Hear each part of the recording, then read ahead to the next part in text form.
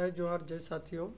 આગામી 24 કલાકની અંદર ગુજરાતમાં ભારેથી અતિ ભારે વરસાદની આગાહી કરવામાં આવી છે, કારણ કે બંગાળની ખાડીમાં સર્જાયેલી સાયક્લોનિક સિસ્ટમ જે મજબૂત ટ્રેકમાં હોવાથી અને આ સિસ્ટમ અને અરબી સમુદ્રમાં સર્જાયેલી એક સાયક્લોનિક સિસ્ટમ, આ બંને સિસ્ટમ જે રાજસ્થાનના પ્રાંત નજીક ભેગી થવાથી ઉત્તર ગુજરાતમાં ભારેથી અતિ ભારે વરસાદની આગાહી કરવામાં આવી છે, જેમાં ખાસ કરીને ગાંધીનગરના માણસા, કલોલ, દહેગામ અને પાટણના હારીસામીના વિસ્તારો હોય, રાધનપુરના વિસ્તારોમાં મધ્યમથી ભારે ગાજવીજ સાથે વરસાદ વરસી શકે છે। આ ઉપરાંત મહેસાણાના જોટાણા, ગોજરિયા, ઊંઝા, વિસનગર, સતલાસણાના વિસ્તારોમાં પણ મધ્યમથી ભારે ગાજવીજ સાથે વરસાદની આગાહી કરવામાં આવેલ છે।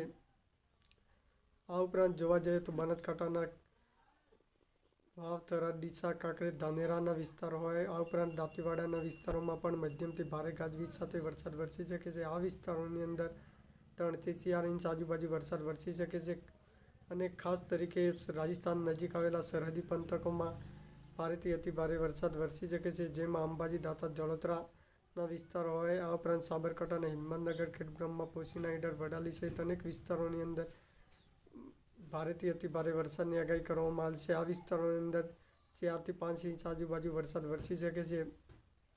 આ ઉપરાંત જોવા જઈએ તો મધ્ય ગુજરાતમાં અરવલ્લીના મોડાસા, મેઘરજ, માલપુર અને મહીસાગરના બાલાસિનોર, છતરામપુર, કડાણા, વીરપુરના વિસ્તારોમાં અતિ ભારે વરસાદની આગાહી કરવામાં આવી છે। આ બંને વિસ્તારોની વરસાદ ગમરોળી નાખશે। આ ઉપરાંત પંચમહાલના હાલોલ, કાલોલ, જાંબુઘોડા, વોર, વાપ, શહેરાના વિસ્તારો હોય, આ વિસ્તારોમાં મધ્યમથી હળવા સ્વરૂપે વરસાદ વરસી શકે છે। કોઈ 1-2 સેન્ટરની અંદર ભારે ગાજવીજ સાથે વરસાદ વરસી શકે છે અને વડોદરાના ડભોઈ, ડેસર, કરજણના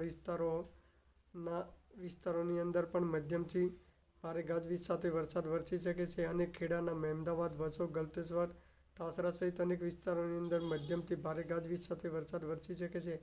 હવે આપણે દક્ષિણ ગુજરાતની વાત કરીએ તો દક્ષિણ ગુજરાતમાં ખાસ કરીને જોવા જઈએ તો ડાંગના હવા, વધઈ, સુબીર અને વલસાડના ધરમપુર, કપરાડા, વાપી સહિત અનેક વિસ્તારોની અંદર મધ્યમથી છૂટછાયા વરસાદની આગાહી કરવામાં આવી છે, એટલે કે આ વિસ્તારોની અંદર સાર્વત્રિક વરસાદ વરસી શકે છે અને નવસારીના ગણદેવી, વાસંદા, ખેરગામ સહિત અનેક વિસ્તારોની અંદર પણ મધ્યમથી છૂટછાયો વરસાદ વરસી શકે છે, એટલે કે આ વિસ્તારોની અંદર 2 થી 3 ઇંચ આજુબાજુ વરસાદ વરસી શકે છે। ખાસ તરીકે જોવા જઈએ તો નર્મદાના ડેડિયાપાડા, સાગબારા, તિલકવાડાના વિસ્તારો હોય અને તાપીના ઉચ્છલ, નિઝર, કુકરમંડાના વિસ્તારોમાં પણ મધ્યમથી ભારે ગાજવીજ સાથે વરસાદ વરસી શકે છે। આ વિસ્તારોની અંદર 2 થી 3 ઇંચ આજુબાજુ વરસાદ વરસી શકે છે। હવે આપણે ખાસ તરીકે જોવા જઈએ તો સૌરાષ્ટ્રમાં બોટાદ, ભાવનગર, ગીર સોમનાથ, દેવભૂમિ દ્વારકા, રાજકોટ, સુરેન્દ્રનગર, મોરબી સહિત અનેક વિસ્તારોની અંદર પણ મધ્યમથી સાર્વત્રિક વરસાદની આગાહી કરવામાં આવી છે। આ વિસ્તારોની અંદર પણ જે દક્ષિણ સૌરાષ્ટ્રના વિસ્તારો છે, જેમાં જામનગરના વિસ્તારોને બાદ કરતા દેવભૂમિ દ્વારકા અને સુરેન્દ્રનગરના વિસ્તારો અને ભાવનગરના વિસ્તારોની અંદર મધ્યમથી સાર્વત્રિક વરસાદ વરસી શકે છે। આ ઉપરાંત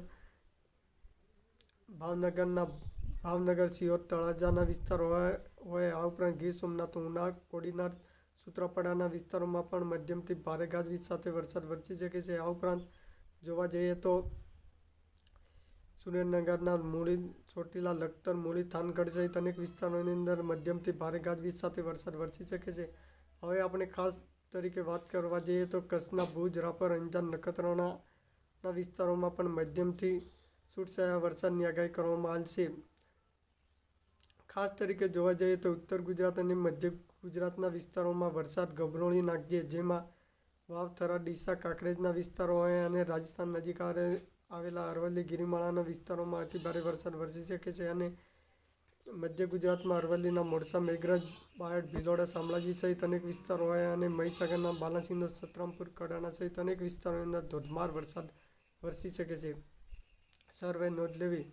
આ ઉપરાંત જોવા જઈએ તો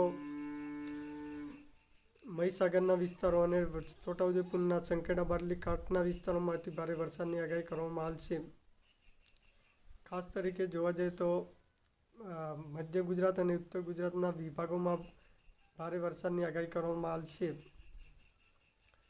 આ હતા વરસાદના સમાચાર। ખેડૂત ભાઈઓને પસંદ આવે તો લાઇક, શેર, સબસ્ક્રાઈબ કરવા નમ્ર વિનંતી અને વિડીયોને વધુમાં વધુ લોકો સુધી પહોંચે એવી મારી આશા છે અને વિડીયોના માધ્યમથી સચોટ લાઈવ માહિતી આપવામાં આવે છે